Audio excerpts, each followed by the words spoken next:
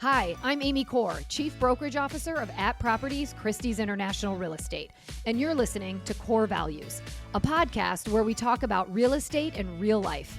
As someone who's worn many hats, agent, managing broker, coach, executive, and mom, I know the hustle is real. So I'm sitting down with industry leaders and entrepreneurs to uncover the stories, strategies, and values that fuel real success.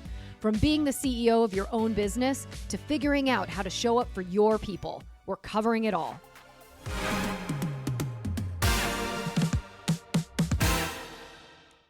My very first guests are two familiar faces, because who better to kick off Corr Values than my old podcast duo, Mike Golden and Thad Wong. Over the past 25 years, they've grown @Properties Christie's International Real Estate from a startup to one of the largest brokerages in the country. In this episode, we talk about why choosing the right people to work with is everything, and how they stayed ahead in an industry that never stops changing. You'll hear their take on the latest Zillow headlines, what agents can do to stay relevant over the next 5 years and beyond, and what they really thought of each other the first time they met.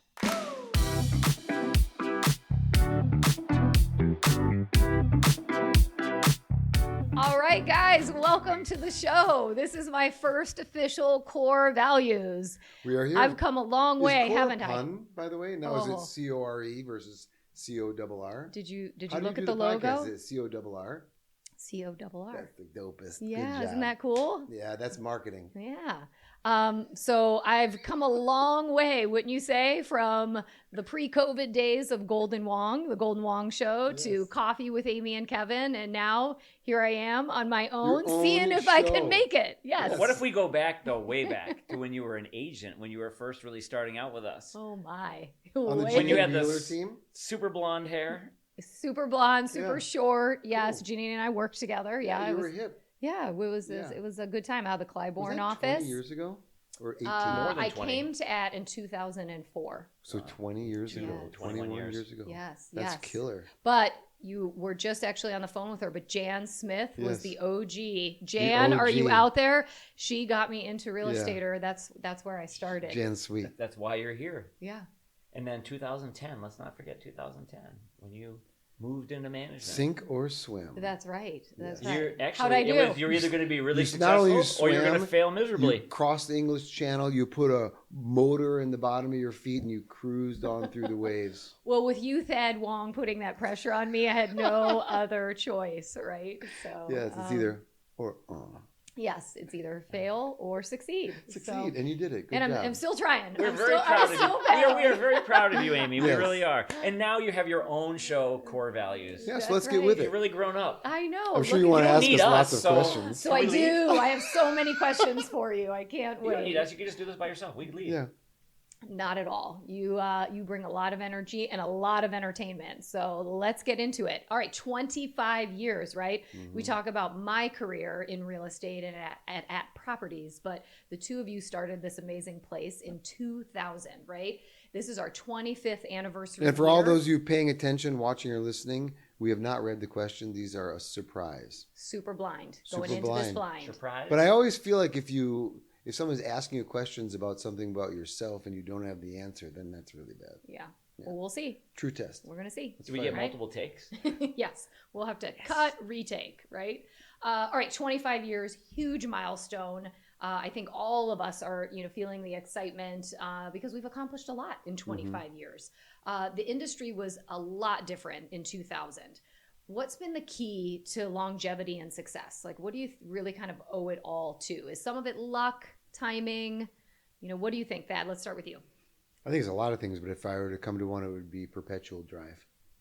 Perpetual drive. Always, you and I met earlier today. Even when things are going great, even if you're beating the competition, thinking about what's next and how to break what you're doing and how to improve it. But I don't want to say never being satisfied, because I think we spent a lot of time feeling good about the work that we did and the accomplishments that we made and the product that we were able to give to our agents. But I think we always wanted to improve that. And I think we're still doing it today. I think the things that we're on unveil with from private to prominent isn't something new, but I think the marketing around it and the consumer facing side will be great. So I think that it's still going today. So that's one thing we've had from day one to today. This drive and ambition. And I think like an entrepreneurial spirit. We were For talking sure. about that earlier today. It's sort of that drive to look at something and say, okay, we've gotten this far. Now do we need to pivot? Do we need to adjust? Like what's happening real time in the market or the economy, and always looking to do something else. Yeah, right? I think it's not just when you say drive, it's sort of like you also have to have confidence. Because what's the point of driving if you don't know you can succeed, if you don't know you can win? So there's a lot of emotions there, but I think that in the collaboration with everyone working together as it grew, we just always tried to make it better. We were never satisfied with what we had. We wanted to push it a little bit further. Yeah. I think for 25 years, Mike, and I want you to kind of dive in, but it's also this relationship the two of you have had. Not many people. That was the first thing that came to my marriages. mind was relationships. But then even if you have a relationship, you have to have drive. Yeah. So I was like, what comes first, the chicken or the egg? Those would be the two things from my side. But it's drive, but I would also probably say it's got to be some art of compromise, right? And meeting in the middle or knowing each other's strengths or weaknesses. Mike, what's your thought on? Yeah, I totally agree. I think first, just going back to what Thad said, I think it was just never sitting back and resting on our laurels. Never sitting back and saying, "Oh yeah, we've got it all figured out." Always trying to say, "Okay, how can we do it better?" We always wanted feedback so that we could improve, because we knew if we were constantly improving, we'd be able to evolve and we'd be able to create success for everyone. But definitely a key to I would say my success, our collective success, has always been my relationship with Thad, and just the fact that we had total trust that both of us were always working in the best interest of the company and the partnership. So we've been through tons of ups and downs over the years, but we always had trust in each other. And we didn't always agree on things. We've had plenty of disagreements over the years. We've we've gone through plenty of ups and downs, but we've always had that underlying trust and confidence in the relationship and in the partnership, and that definitely helped us. It helped us through a lot of, I think, difficult times, and and we always kept it light, kept it fun. So I think that was part of it too. Is trusting and enjoying the people around you was so important.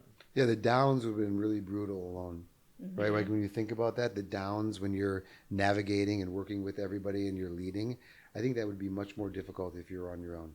Yeah. Having a partner for me was essential. I don't think I really like doing anything alone, and so and trust is a big deal for me. Is having somebody that I can not only be aligned with towards a common goal, but that you can trust implicitly. When you have those two things, then it's sort of like all worries and all concern go out the window. Yeah.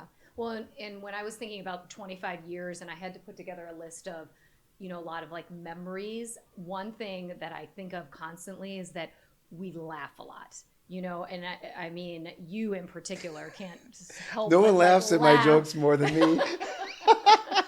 But even when things are hard, we've had hard times or stressful things, it's like we kind of always come back to not taking ourselves too seriously. We aren't curing cancer. That'd be a great thing if we were. Yeah. But, I think sometimes it's just kind of getting back to, if you're not having fun, then what's it worth, right? Yeah. And so I feel like that's one of the things I've always appreciated. Yeah, and if you don't like the people that you work with, I felt like especially early on in the first 10 years, the people that I worked with were my closest friends. Because that's where I spent all my time was at work. I was either working or I was at home with Emily raising children. And I had a couple of friends on the outside, but that was really where I spent all of my time.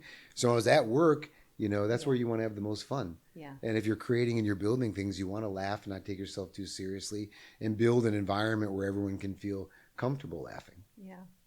So let me ask you this, because before you decided to start at, the two of you were very successful. You met each other at another brokerage firm, partnered up, and we're doing very well. I mean, great accolades, Chicago Association of Realtors of the Year, huge volume.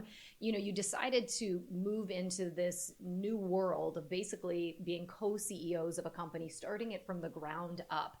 What was the hardest part about stepping into suddenly a role of owning a company and kind of acting as CEO? Well, I wouldn't have done it alone. Would you have done it alone? No. I mean, it goes back to what you said. I couldn't imagine, especially some of the things that we went through, having to go through it solo. But even starting it, would you ever started it by yourself? No, I wouldn't. I wouldn't have had the self-confidence. Yeah, there would have been no at properties without the partnership first. So that's why when you asked me my first question, I'd probably go back and say relationship, because nothing is developed without a relationship. But the only thing the question was more specific on having to do with its success. That's why I chose drive. But really at the beginning of all these questions is the art or the significance of relationship. Throughout the whole company, I mean, it started with the two of us because it was just largely the two of us with a couple assistants, and we brought a couple people in, but then it grew into much more than that. And it grew into relationships with, think about you, more than 20 years with us. A lot of people who have been with us a long time. I mean, that's one of the things, I mean, you go back to what you're proudest of, and what I think is the coolest thing is the people that have been with us for such a long time, that we've been able to maintain those relationships and grow them, and seeing people like completely evolve. It's been fun, but I just think the relationship side of it was so critical, and that was the basis of kind of who we were. And you'd asked a question, was it hard to jump into the role of CEO? We kind of evolved into it. It wasn't like we didn't all of a sudden go from just being salespeople to being CEOs of a big company. It was like it was the two of us. Just the two of Right. you. And so for us, I think we were really fortunate that we were able to evolve into it, as opposed to all of a sudden having to embrace it suddenly. So it allowed us to make mistakes. It allowed us to learn and evolve and grow. And, and we're still growing and evolving. 25 years later, without a doubt, we're still improving and getting better and learning new things. And I remember like the vibe of coming into the Fulton office when I first came to AT, and I remember Janine McShay said to me when she brought me on, go have coffee with Thad and Mike, go introduce yourself. And so I remember going into Fulton and meeting you both, and it was like the office, it was kind of like a bullpen. Yeah. You went in, everybody was running around. You both had two tiny offices right next to each other, both packed with tons of stuff. I kind of remember that. No windows, but there was just this fun startup energy that was really kind of contagious. And I feel like that's the energy that I feel like you've both been able to, and then collectively with all of us continue to carry on. So to your point, it kind of, you don't start out as CEO, but you definitely evolve. So for agents that are out there, because I think so many, we talk about how agents are really the CEOs of their own business, and oftentimes they're great salespeople, but they aren't necessarily great business operators. What is your advice for agents when it comes to harnessing that mindset as they're wanting to grow, especially as they're becoming team leaders or bringing people on? Like, what are some of the things they really need to think about when it isn't suddenly just themselves? Well, I mean, I think one of the things you have to do is embrace people or resources that you're not good at. I was going to say that. Really? Yeah, that was exactly what I was just so I was going to say, it was like, go get some books to read about things that you don't know. Same thing. But it's so important. I think that's one of the hardest things, evolving, like as we evolved as the company evolved, I should say, and we got bigger and bigger, and we had to let go of things that we were doing and have other people do it. That's the hardest thing, and that's the most important thing all at once. Because the only way you're going to be able to grow a business, whether if you're an agent and you're starting out by yourself, and then all of a sudden you have a team of 2, and then 4, and then 8, the only way you're going to be able to evolve and grow your business is being able to leverage yourself, meaning leverage other people to be able to do other things for you. So you have to learn how to bring people in who can support you in ways that and do the things that maybe you're not as good at, and then you have to have a degree of trust that they're going to be able to do it on their own. You can't micromanage to a point where no one can do the things that need to get done without you being involved. So I think it's letting go sometimes of certain things can be the hardest, but it's also what's going to allow you to be the most successful. And I would say that culture, one of the few things that actually matriculates from the top down is culture. So when you say coming into Fulton and everyone laughing and feeling comfortable in their own skin and knowing that they belong and knowing that they're valued, that culture, establishing that is so crucially important. Sometimes entrepreneurs are so driven to do the absolute best that they can possibly achieve, they can forget about the culture in the sense to embrace the relationships around them. But taking the time to build the relationships, asking questions, listening to answers, just so everybody feels that they have equal footing and again contribute. Like when the earlier question about becoming CEOs, I honestly think that we were gradually elected as CEOs, because I think that had we had resistance during the first 5 years of the company, and as we were growing it, had there been a number of agents that were resistant to our leadership, that we could have easily been ousted. There would have been some kind of discussion where agents were coming to Mike saying, this guy's got to go, or whatever. It was such a growth atmosphere. That's the time where leaders are usually kicked out.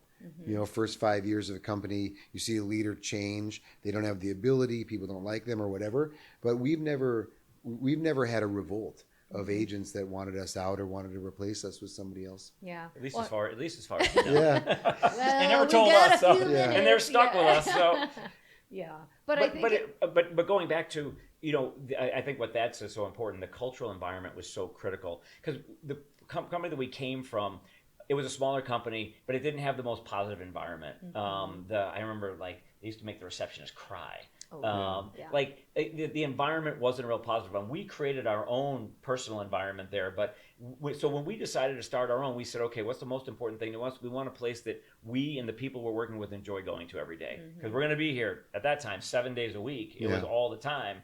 So laughter and love have become huge themes for us. And I think it's taking ourselves not so seriously, being authentic. But, back to your point too, is as a leader, if you can't bring all of that, I think the magic is then find somebody that you can hire that can do that. Yeah. Right? I think the two of you were able to, but not every, salesperson who wants to build a team, that might not be their dynamic. Right. And that's also okay, right? I think acknowledging that maybe you can't do that as well, but if you hire the right person that operationally or can mentor people, you can still get that great culture. Yeah. Wouldn't you agree? I do agree, but I think you hit the nail on the head. Know what you're good at. Because I think if you also know what you're bad at. So everyone likes to know what they're good at and they accelerate there. But it's more important to know what you're not good at, or if you don't know what you don't know, you're not going to figure out how to learn it. And so I think that humility of understanding where you need to fill the gaps or where other people who might have a different skill set are equally as valuable. Because you can't grow it unless everything is covered, and you might only be able to cover 70%, 75% if you're exceptional, but it doesn't go anywhere if the other 25% isn't covered. So that 25% is equally as important as the 75 or vice versa. And so I think it's the hardest part is a team leader growing is that oftentimes they see what they do in the sale as being more valuable than the back end when the sale dies without the back end. And so all of those people supporting it are equally as valuable. And that was the culture that we put together. It didn't matter if you were in front desk, if you were in contract admin, marketing design team, me and Mike, whomever, everybody had a voice and everybody participated in the growth of the company. Yeah, it's kind of like check your ego at the door a little bit too, right? Not check it. You can check it, but you got to keep it. You got to keep it available in case you need it. Do you keep your ego? My ego is available. I think it's well groomed. It can be called on at any time. On a regular basis. I don't ever leave it. I have to have it with me. I don't know what I feel like without it. Oh, Thad, we love your ego. Where would we be without it? There would be no ad properties. Oh boy, we wouldn't be laughing nearly as much if we weren't laughing at you and your ego. All right, I want to shift gears just a little bit because we know that there is a lot going on in the industry right now. Never a dull moment when it comes to real estate.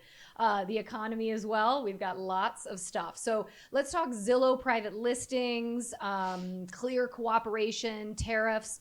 I want to get your thoughts on where do you think all of this is going to kind of flush out? How is this year going to kind of end up? And, what do you think we're seeing as we move forward? Thad, let me start. What do you want to talk about, Zillow or tariffs? Flip a coin. I don't.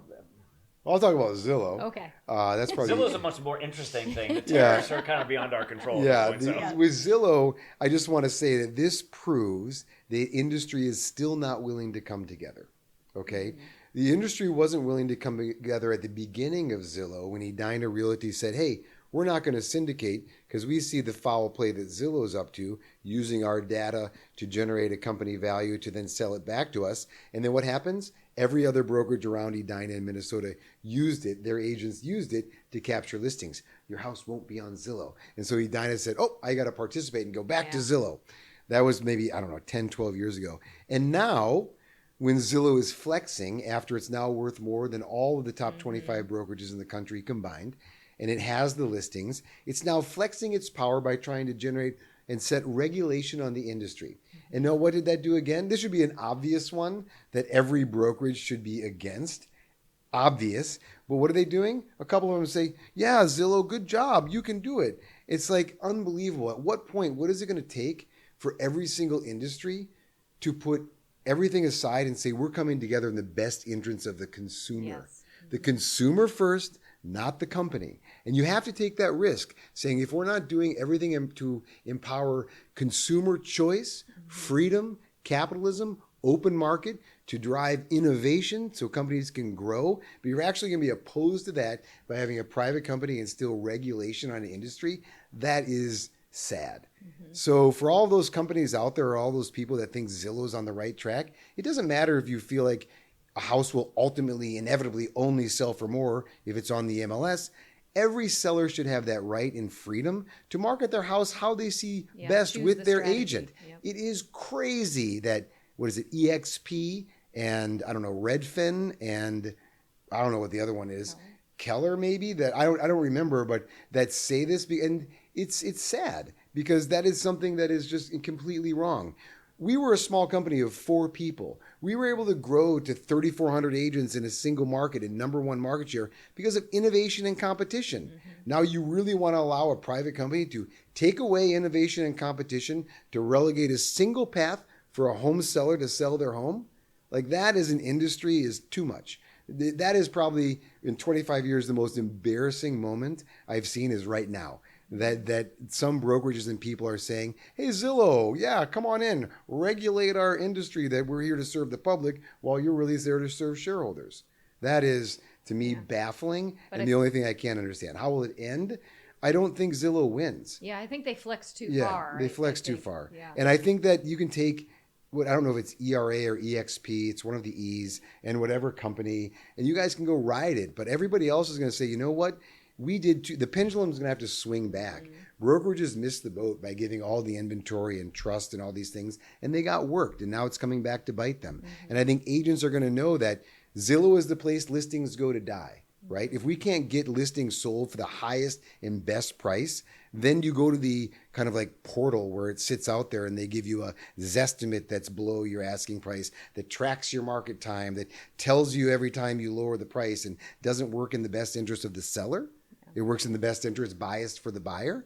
Like, at that point, you know, that in all reality, our job is to work for the seller when we work for the seller, is to work for the buyer when we work for the buyer. And there's new ways to create exposure. You know, back in the day, Zillow was it, when it was like kind of the new idea of how do I get it out into the world in front of all of these people. Now you've got Instagram, LinkedIn, Facebook, like actually so many of those social platforms are doing a much more incredible job, and it's in the control of the agent and the client of how the property is being conveyed or marketed. So, you know, we're actually seeing that Zillow isn't even getting the biggest looks, you know, so there is a big shift going on right now. They're getting looks, but let's face it, I think there's like 4 million resale single families sell a year. They have 168 million IP addresses. The people that are really buying and selling homes, only over 90% of them are working with agents. If I can create an environment where there's a sense of urgency, where buyers have to compete for your house before it goes on the open market, and you can create a non-contingent offer that's above your asking price that we know is a fantastic price, why wouldn't you want to take that? Why wouldn't you want to take that path? And why wouldn't you want to be able to offer that path to a seller? Yeah. So, Mike, maybe tariffs are easier to talk about.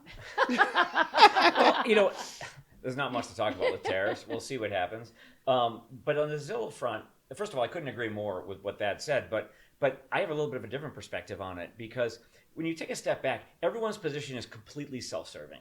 Everyone's position. Of course, EXP or HomeSmart or these other companies are trying to align with Zillow because it's better for their business, because they will have a little bit of a harder time competing with a company like Compass or us that has more market share, that has more control. That offers a higher value proposition, that offers far more resources. But call it what it is. They're couching it in, it's better for the consumer. Yes. Well, first of all, why are they the ones dictating what's better for the consumer? Why can't the consumer dictate what's better for the consumer? Consumers aren't stupid. They're making good decisions. Not allowing them to make the decisions is saying, consumer, you're dumb. You shouldn't. I have to tell you what to do. Because you're not smart enough to do what makes the most sense for you. I think that's idiotic, personally.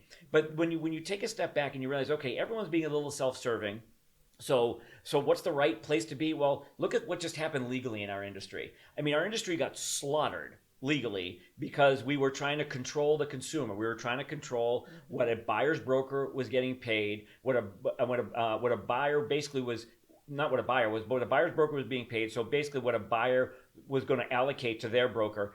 And we got completely slaughtered in that lawsuit about controlling the consumer. Well, how is this any different? This is the same. It's a slightly different, same theme, slightly different issue. But again, it's about control. And obviously the courts, the DOJ, nobody wants our industry controlling the consumer. So I view that we're on the right side of this legally. Whether you agree or disagree, there's how it's going to end up legally. So I agree. I think Zillow, I think they lose in the end. I think they're going to fight super hard because it's in their best self-interest. And there's a tremendous amount of money at stake when you look at the value of that business and some of the other businesses that carry those kind of values. But in the end, I think they lose because what their position makes no sense. Yeah.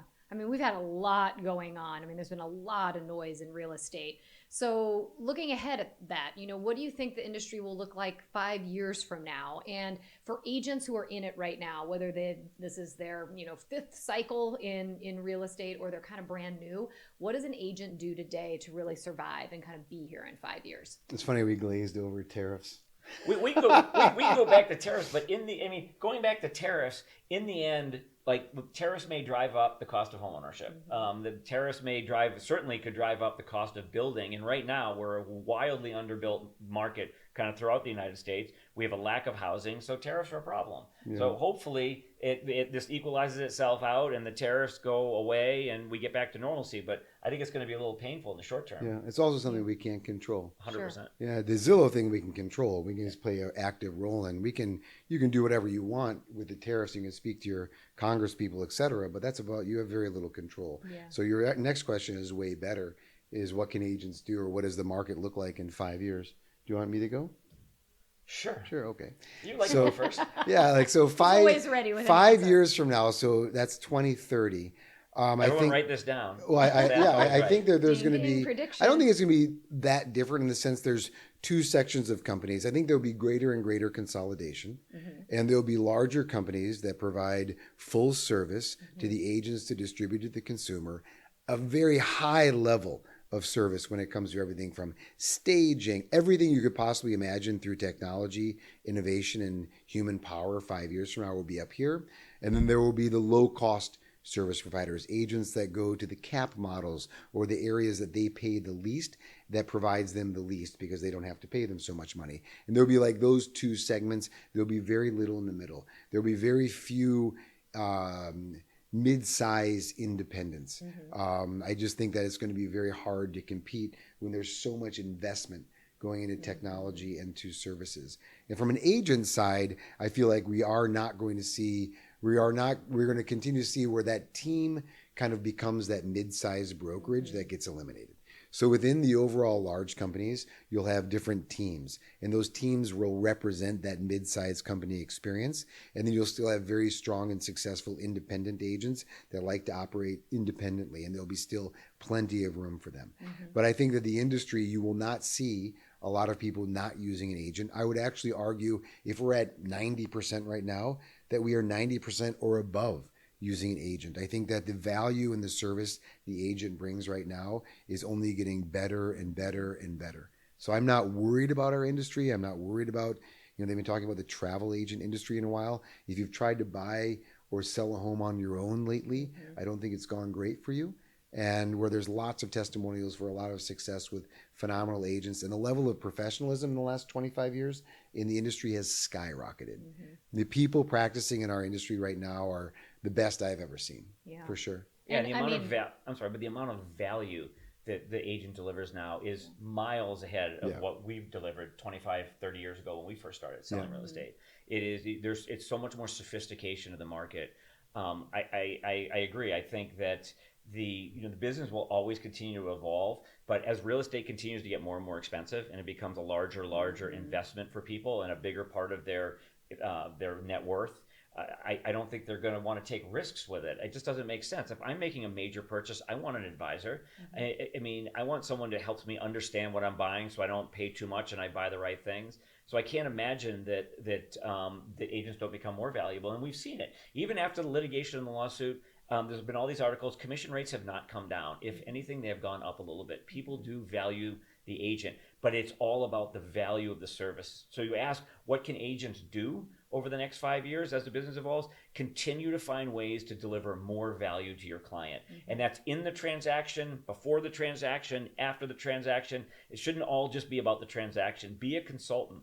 Be a resource, be the expert for them, and make sure that you are the person that they're going to go to for all of their real estate needs. If you become that central part of their kind of real estate world and whatever, then you will continue to have that kind of value, and they'll continue to come to you when they're buying, when they're selling, and they're referring friends. So to me, it's all about finding different ways to create more value for your clients, plain and simple. And so it's like embracing our training and coaching. Our, the team that you've put together truly helps people understand how to deliver a better value proposition to the consumer, because that's what it's all about. It used to be back in the day information. We talked about it when Thad and I both first started selling. We had those big books and everything. You had to come to us because we had the information. Well, now it's not about information. It's about creating a value. It's about delivering a service. So find ways to deliver a better service, and you will continue to evolve and be successful. Yeah, and making the consumer feel very confident that they're in your hands and you're taking care of it from A to Z.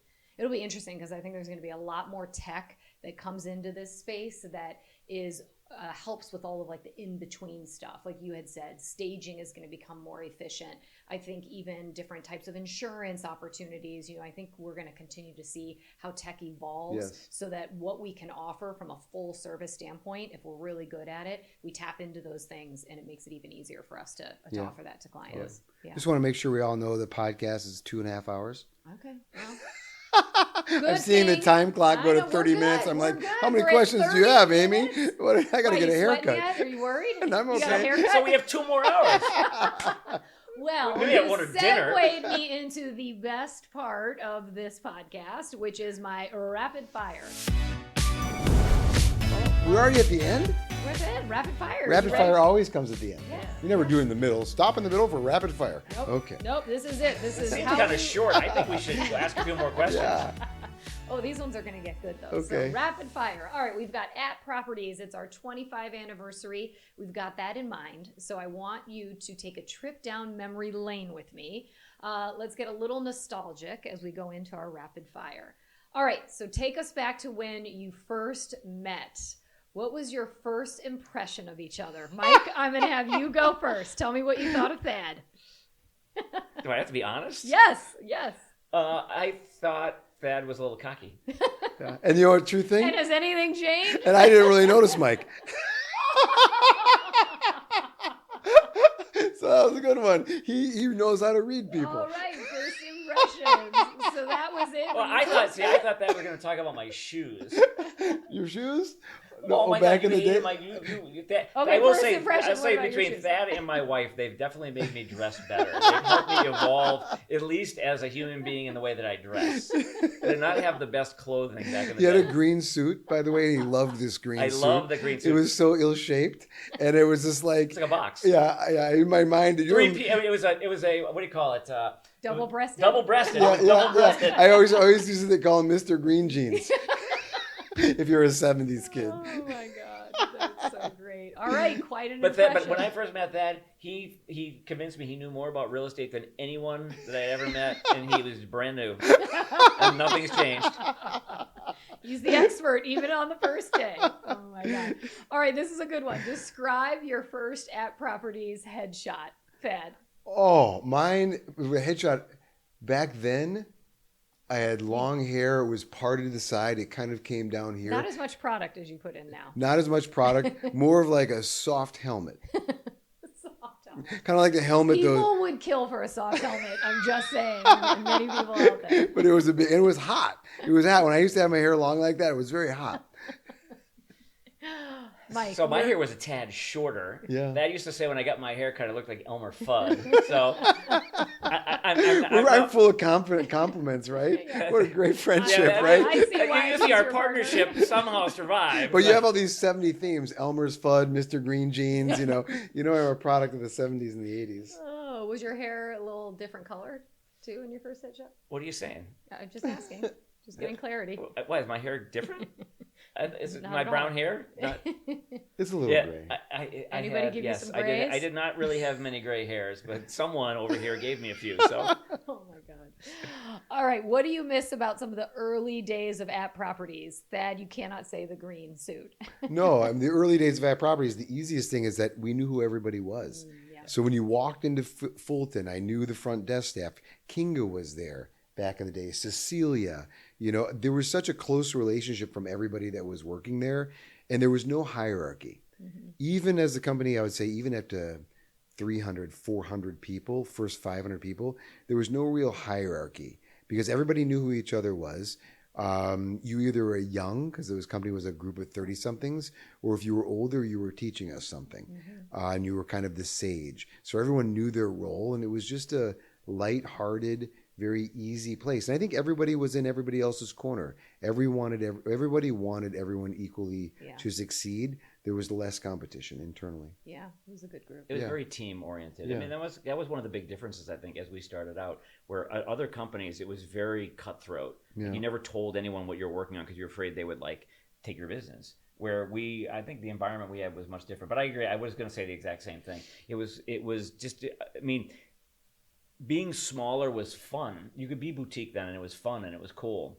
Now you couldn't survive like that because you need the resources. But we knew everyone. Everybody took care of everybody. Yeah. And I think we still do to this day, all of the staff, all of us employees. We were all young though then too, pretty much. I mean, not everyone, but it was a younger group in general. We all hung out together. Yeah. We didn't have families.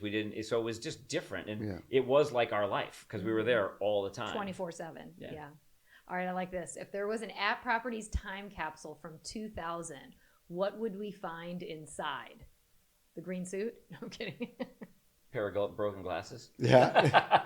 No, I would say one of the things, our first listing presentation, developer and seller listing presentation done by Grady Campbell. Grady Campbell. Okay. And we spent about $10,000 on each, Wow. which was an astronomical amount of money in the year 2000 for a startup. We had the best listing presentation in the market, and we had the best developer presentation in the market against our largest competitors. Cool. And we showed agents this when we were recruiting them. They were like, "What? Wow, this is amazing," because we invested in collateral material. And that was our first one. Yeah. So I would say that from our marketing testament, our commitment to marketing and branding, that was the mustard seed.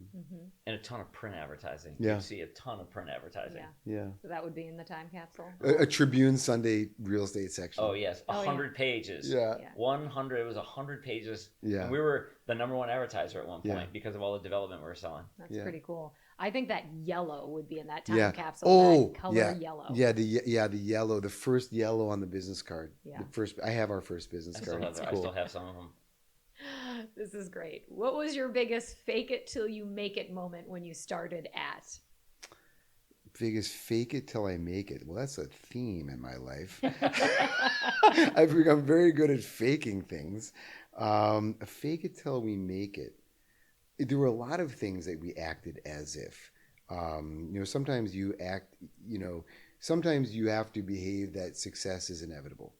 And so if you have that mindset that success is inevitable, when you're faking it, it's not really a fake because you believe you're going to get there. You just don't know it. Yeah. What about I a remember. car? I can tell you our biggest fake it till you make it moment. Oh, no. When we walked into Bill Smith's conference room and found the letter from Millie Rosenblum to pick up the five. We had left our company. We had 600 pending transactions when we left at Property Consultants. Wow. And didn't get paid on them. And we started this company because Bill Smith pushed us to start it. And so all of a sudden he was going to do this high rise, and we were meeting with him, and we were going through floor plans, and we were pricing and doing finishes. And one day we walk in his conference room, and there's a letter from Millie Rosenblum to him about how she's going to market the project. And do you remember? Yes. We're like, oh my God, we just gave up everything, and you're not going to hire us. And we ended up in Bill's office, and we basically, I wouldn't say we couldn't force him to do anything, but we convinced him that we were going to sell the thing out in no time. Yeah. And we were 100% confident that we were going to be successful, and basically guilted him into hiring But we were us. successful. We were. We sold half the project. I know the fake it till we make it. I just figured it out. Okay, you got it. One. Our website. That's a good one, too. We are at properties with the @ sign. So you'd think you'd have a Technology website For Dan, Mike's brother, very smart graphic designer, created a circular @ sign that's like rotating in a circle and a pyramid that just said "coming soon" for over a year. Year and a half, 18 months. We had no website. No website for a tech company. Everyone thought we were this. That was virtual faking tech it company. till we make it. But it was cool because under construction, what are they building? Oh and it was spinning around. It was like, whoa, that's sick. Yes. This is way before this is like, I don't even remember what video game was popular then. Like maybe Galaga. Oh my Maybe God. that was way earlier. Probably. Yeah. All right, if you had to swap roles for a week, who would break first? That. I would snap. Easily.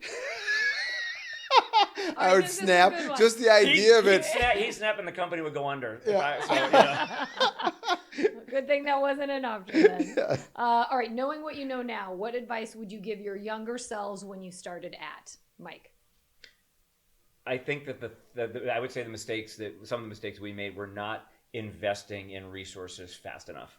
Particularly on the operational side of the business, when we brought Joni in as our chief operating officer, if we had done that 5 years earlier, we would have been 5 years further ahead. Yeah, I would say the same thing. Don't be afraid to hire for what you don't know. We needed to hire for mortgage, and we should have hired for title. And we should have done that 10 years before we ended up doing it. And we should have built those people alongside of us so they were a part of our culture, because all of those brands could have grown together, but we didn't know. Yeah. So we just focused on what we knew. But in hindsight, that was probably the biggest missed opportunity. Yeah. We only had so much bandwidth, which was part of it. But in the end, if we had known, it would have been the best investments we could have made. We just didn't make investments fast enough in some areas. When you can control the entire customer experience, so you can guarantee that it's going to at least have the greatest amount of effort put into a smooth transaction at the lowest cost with the highest level of service, that I think is the epitome. When you have to rely on another party, whether it's a JV or an MSA, to do that, I'm not saying that it's not good enough, but it's pretty good. But if you can control the customer experience and perpetually raise that customer expectation and experience where you know that you're just really doing better than everyone else in the market, and to be able to do that through everything from financing to closing to process and sale, that would be cool. Yeah, it's always so easy to look back and know what you should have done, right? Hindsight, yeah, totally. All right, we talk about real life on this podcast as well, not just real estate. What does real life look for you guys these days? Thad, real life. Real life. I still feel pressure in some categories that I feel like we need to be improving on. I feel like we have an incredible amount of opportunity with some of our resources. We just need to. This is real life. This means like your real life. Like, what are you doing outside of? Oh, outside of work? Yeah, like what's your real life going? My real life, I only have one. We're done with your work stuff. Okay. I only have one kid at home now, so my weekends are with them playing basketball because he is going to all the things. I'm going out of town tomorrow to tour colleges. So I always, even when I was my busiest, I always had a lot of time at home. So I have got a little bit more time. I had to stop running, and so I have to start walking. So that's more time walking.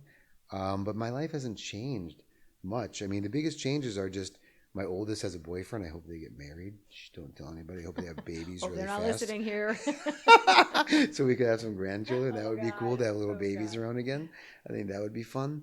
And I'm looking forward to, I don't know, spending more time with Emily. And as we're in our 50s, I suppose we have to think about aging a little bit. But right now, I don't think that much has changed. Everyone thinks that because of the transaction with Compass is sort of like a pivotal moment or something, some monumental thing. But it was just sort of, it wasn't even a pause. You know, we just kept working. I got a phone call that the deal had closed, but nothing really changed at all yet. Yeah. Well, good. See, I liked hearing about your real life, not Yeah. just real estate. Yes. Mike, what's going on with you? You know, real I life? mean, from a life standpoint, we're not in that far a different place. I've got one a year younger than his youngest, but you know, starting to see the end of kids at home, which is I'm struggling with a little bit. I'm moving them back. By the way, Ella just moved back, and so she's living right with us in our same bedroom. So just so you know, they can all come You're back. so bossy. Just trying to talk about his Sorry. real life. I just don't want you to be sad because they can come back. So I hope they come back. But no, I mean, They're same still the thing. dog. It hasn't. I would say I have a little less anxiety after the deal closed, but beyond that, I'm working harder right now than I was before. You are working harder than before. So it's interesting. I mean, there's a lot of interesting things happening, but you know, just trying to figure out what that looks like, because I think we're in the same boat. We're all about the same age. Thad and I and our wives are all kind of generally about the same age group, and starting to look at, okay, wanting to be able to travel a little bit more and have a little more flexibility down the road, but still don't know exactly what that's going to be like yet. Yeah. But there are many lives within a life. That's what's cool. That's what's super cool. Yeah. Well, in these last 25 years, you've put a lot of energy into that life, and I think a lot of people have benefited as the result. So Nice. I appreciate having the two of you as my very first guests. We went way over because that's just what How long we is the do. podcast supposed to be? It doesn't matter. I'm kidding. But I just appreciate you sharing and spending time with me, and I'm just excited to see what's next for all of us. This is cool. We're sitting in my old office. Yeah, this is your old office. This is. And we're excited for you, Amy. We're excited to see how you're going to continue to evolve. Yep. And what did you say, Maybe Thad? one of these podcasts will interview you. Yes. Oh, yeah. Yes. Yeah. I think that's a good idea. That's a I like good this. one. Tell us about your personal life, Amy. Totally. Well, until then, thank you everyone for joining us, and we'll see you next time for Corr Values. Ciao. Thanks, Amy. Yeah, thanks, guys. Thanks for listening to this episode of Corr Values. If you loved the episode, be sure to hit the follow button so you don't miss the next one. You can also connect with me on Instagram and LinkedIn for more insights on all things real estate and real life. And always, as a friendly reminder, you got this.